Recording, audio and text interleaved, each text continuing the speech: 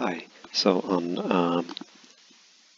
Krakow JDD conference, there was an interesting question about something which we can call FinalHolder. So the main idea is that if we have thread-safe immutable objects, which means that we have final on every field, and then we will wait on freeze action on end of constructor, we can share the reference to our instance without any extra synchronization. So if we have anything on our fields, it can be a hash map, it can be an immutable class, and we will not modify it later, we will populate everything inside constructor.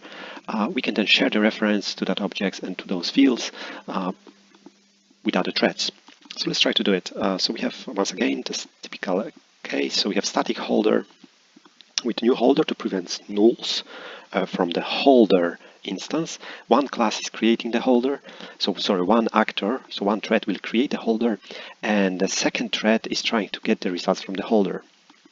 And this is a very interesting example because even on x86 architecture, if it's implemented incorrectly, which means that the final from here, from our holder class, is removed, so the field is not final, then we will have access to not fully constructed object, so our instance in that case will be null. So we have to add a null check. So if it's null, which means it's class, one thread is accessing the class which is not fully initialized, then we have to return R1 equals R2 equals 100. In other case, if we have properly initialized instance, then we are trying to get the values from A and B, and in that case A and B is sitting on our mutable class, which is effectively immutable because we are assuming that it will not change after constructor has finished, but effectively they are not final. Alright, so let's go back. Let's start first with incorrect implementation, which is a class where we don't have final and mutable, right? The rest exactly is the same, no final and mutable. If we run it on x86 architecture,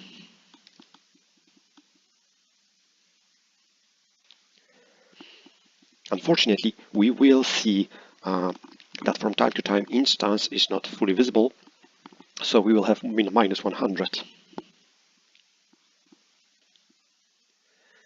As you can see, minus 100 is visible here, and 1 and 2.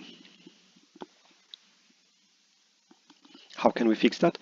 Well, quite easily, as in our previous example, just add final. So let's add final to our immutable instance, and if we run it again, FinalHolder this time, if we run it again, we shouldn't have any minus 100 because null is not visible anymore, as our holder is thread-safe immutable object, and it can be shared with other threads without any extra synchronization. So you can see only 1 and 2 is visible. Alright, and in the next example we will try to evaluate the same case on different architecture, which is ARM, v7 and Raspberry Pi. Alright, perfect. So now we are on Raspberry Pi, which is ARM7, with weak memory model, and let's run the same examples one more time. So let's start with the not final holder, so a holder which doesn't have final, which is incorrect, and we've already seen that there is already an issue with on x86 architecture where instance is null. Let's see what will happen on ARM7 with weak memory model. So more out-of-order execution is possible, more reorganization between store and stores, stores and loads, etc. Yeah, so we are getting minus 100, which means that still null is visible, plus different number of zeros, right? An interesting case that 1, 0 or 0, 1 is quite rare case, and you have to run it for a very long time to reach one or the other one. But it doesn't matter. The problem is that this is currently really broken code, right? Because when you're sharing it between threads, your instance is visible when it's partially constructed. How can we fix that? Well, as always, put final on your field. This is our next example. So FinalHolder, where your instance to the holder is on final field, and the problem is solved. Let's wait for the results, and we will have only 1 and 2. no minus 100, so no nulls, no zeros, only 1 and 2. Alright, perfect.